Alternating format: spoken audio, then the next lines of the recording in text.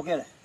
ഓടാൻ തുടങ്ങിയാൽ പ്രിയപ്പെട്ട ജനങ്ങളെ, നമ്മുടെ നെല്ലിയാമ്പതി, നെന്മാറ, അയിലൂർ, മേലാർ റോഡ് ഒരു 10 പഞ്ചായത്തിൽ പെടുന്ന സ്ഥലമാണ് ഈ നെന്മാറ പോത്തുണ്ടി ഡാമിലെ വെള്ളം.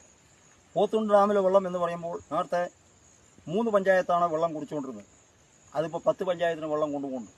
ഇപ്പോൾ വെള്ളം സർവത്ര, പക്ഷേ തുള്ളി കുടിക്കാനില്ലത്ര എന്ന് പറഞ്ഞ മാതിരി വേനൽക്കാലത്ത് 24 അടി വെള്ളം വേണം എന്നുള്ളതാണ് വാട്ടർ റോട്ടിൻ്റെ കണക്ക്. അപ്പോൾ അത് എത്തിക്കുന്നതിന് വേണ്ടി നെല്ലിയാമ്പതി കേശവൻപാറയിൽ നിന്ന് 300 മീറ്റർ ടണൽ വെട്ടി വെള്ളം കൊണ്ടുപോകുന്നു. അപ്പോൾ നമ്മളിപ്പോൾ ഹൈക്കോടതി കേസ് പെറ്റീഷൻ ചെയ്തിട്ടുണ്ട്. വെള്ളം എത്തിക്കുന്നതിന്, കൃഷിക്കും കുടിവെള്ളത്തിനും. ഇവിടുന്ന് നെന്മാറ, അയിലൂർ, മേലാർ റോഡ്, പിന്നെ പല്ലശ്ശേന, എലവഞ്ചേരി, പിന്നെ എരുമയൂർ, കാവശ്ശേരി, പുതുക്കോട്, ആലത്തൂർ വരെ വെള്ളം ഉണ്ട്. അപ്പോൾ 10 പഞ്ചായത്ത്, 6 പഞ്ചായത്ത് കൃഷിക്കാണ് ഉള്ളത്. കൃഷിക്ക് 2ാം പഞ്ചിക്ക് വെള്ളം വിട്ടാൽ വെള്ളം ഇല്ല. പക്ഷേ വേനൽക്കാലത്ത് വെള്ളം ഇവിടുന്ന് കേശവൻപാറയിൽ നിന്ന് 300 മീറ്റർ ടണൽ വെട്ടി ടണലോ പൈപ്പോ ഇടുകയാണെങ്കിൽ ജനങ്ങൾക്ക് ആവശ്യത്തിനുള്ള വെള്ളം കിട്ടും. പിന്നെ നെന്മാറ ആശുപത്രിയാണ്. നെന്മാറ ആശുപത്രി നേരത്തെ പ്രസവ വാർഡ്, ഓപ്പറേഷൻ തിയേറ്റർ, ഗൈനക്കോളജിസ്റ്റ് ഡോക്ടറൊക്കെ ഉണ്ടായിരുന്നു. അതൊക്കെ കൊണ്ടുവരുന്നുണ്ട്.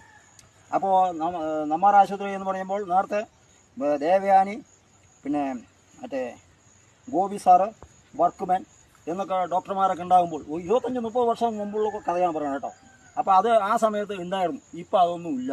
ഇപ്പോൾ എല്ലാം അവറ്റീസ് മറ്റുള്ള പ്രൈവറ്റ് ആശുപത്രിയെ സമീപിക്കേണ്ട ഗതികളാണ്. ഒരു മുള്ളു കുത്തിയ ചികിത്സയില്ല, ഷുഗറും പ്രഷറും മാത്രമേ നെന്മാറയിൽ ചികിത്സിക്കുന്നു. അതിനും ഹൈക്കോടതിയെ സമീപിച്ചിട്ടുണ്ട്. ഏകദേശം 2 ലക്ഷം രൂപ ചിലവാക്കിയിട്ടാണ് ഈ പദ്ധതികളൊക്കെ കൊണ്ടുവരുന്നത്. 50 കോടിൻ്റെ പദ്ധതിയാണ്. 2026 നെന്മാറ MLA സ്ഥാനാർത്ഥിയായിട്ട് ശങ്കരനാരായണനാണ് എൻ്റെ പേര്, നിൽക്കുന്നുണ്ട്.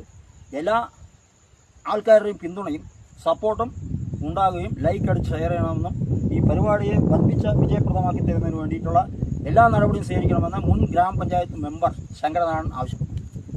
മതിയാ.